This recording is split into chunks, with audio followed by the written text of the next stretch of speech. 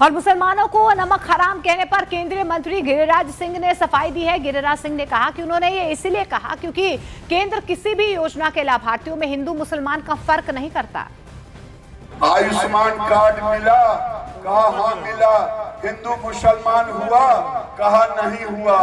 हमके लिए बड़ा अच्छा, आपने हमको वोट दिया था, कहा हाँ दिया था। हमके जड़ी खुदा का नाम लेके बोलिए तो कहा नहीं दिया था।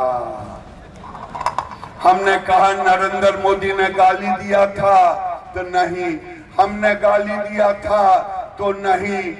मैंने कहा तो मेरी गलती क्या थी? जो किसी के उपकार को ना उपकार माने उसको नमक हराम क्या बोलते हैं? अरे जो किसी का उपकार ना माने उसको क्या बोलते हैं? उसको क्या बोलते हैं? मैंने कहा मौलवी साहब मुझे नमक हरामों का वोट नहीं चाहिए। कुछ भाई लोग कहते हैं हमारे धर्म में हराम का खाना हराम है, मुफ्त का खाना हराम है। मोदी जी जो कुछ भी योजना चला रहे हैं हिंदू मुसलमान समाज के हर वर्ग के लिए। कभी घर में प्रधानमंत्री आवास दिया, कभी हिंदू मुसलमान नहीं किया। शौचालय दिया, हिंदू मुसलमान नहीं किया। और गिरिराज सिंह के बयान पर सियासी संग्राम में छिड़ा हुआ है। पप्पू यादव ने गिरिराज सिंह के बयान को लेकर बीजेपी पर वार किया है, तो जेडीयू ने कहा कि गिरिराज सिंह ने बयान सिर्फ केंद्र की योजनाओं के संदर्भ में दिया है। आपको सुनवाते हैं पॉलिटिकल रिएक्शन क्या कुछ सामने आ रहे हैं। कि अंग्रेज के साथ भारत के खिलाफ कौन कौन लोग नमक हरामी किए थे। अपने गिरबान में झांकिए कि नमक हराम लोग कौन थे आजादी के में। पहले अपने बारे में समझ लेना चाहिए गिरिराज बाबू। उस शब्द का इस्तेमाल किया, ये किसी को अपना अधिकार है। किस शब्द का कौन इस्तेमाल करेगा? कि जब योजना का लाभ हर समुदाय हर धर्म के लोगों को मिल रहा है, हर जाति को मिल रहा है, तो निश्चित रूप से राजनीतिक मजदूरी चाहिए।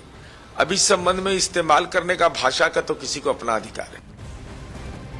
आगे बढ़ते शिवसेना उद्धव गुट के नेता संजय राउत ने कहा है कि गिरिराज सिंह ने ऐसा बयान दिया है जिसे माफ नहीं किया जा सकता है, उन्हें मंत्री पद से हटा देना चाहिए। तो जेएमएम ने कहा कि गिरिराज सिंह को ऐसा बयान देने से पहले इतिहास पढ़ लेना चाहिए था। भाजपा का मातृ संगठन है आरएसएस, उसी की कोख से पैदा हुए हैं ये लोग।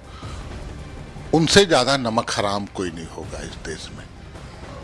इस देश में रहते थे, इस देश का खाते थे और अंग्रेजों की चाटुकारिता करते थे, अंग्रेजों की गुलामी करते थे, अंग्रेजों के लिए काम करते थे। इनका इतिहास यही है। नमक हराम कौन है? इतिहास में सभी चीजें दर्ज।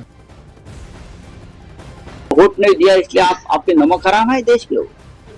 आपको अधिकार किसने दिया किसी एक जाति को? तो आपको तो इस देश में बड़ी संख्या में हिंदुओं ने वोट नहीं दिया है।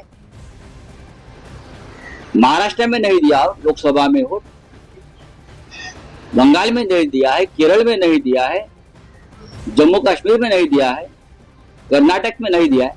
तो क्या हिंदू को भी आप नमक हराम कहेंगे मिस्टर गिरिराज सिंह? आप वोट चोरी करके चुन। और गिरिराज सिंह के बयान पर कांग्रेस भी हमलावर है। कांग्रेस के दानिश अली ने कहा है कि नमक हराम कौन है ये देश के लोग जानते हैं। बिहार में मुस्लिम वोटर्स को लेकर जेडीयू ने भी बयान दिया है। उन्होंने कहा कि बिहार के मतदाता नीतीश कुमार के साथ खड़े हुए हैं।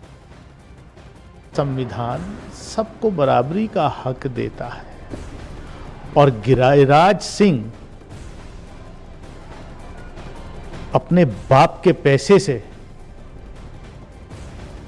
कुछ नहीं बांट रहे हैं। वो हिंदुस्तान के 140 करोड़ लोगों में जो टैक्स पेयर्स हैं, और उन टैक्स पेयर्स में शायद उनको मालूम होना चाहिए कि सबसे बड़े टैक्स पेयर्स इस देश के कुछ मुसलमान हैं जो नंबर 1, 2 पे आते हैं। मतदाता समझदार हैं और अनावश्यक टिप्पणियों को वो पहले भी दरकिनार करके अपने फैसले करते रहे हैं। बिहार के मुसलमान मतदाताओं का यकीन नीतीश कुमार जी के साथ है।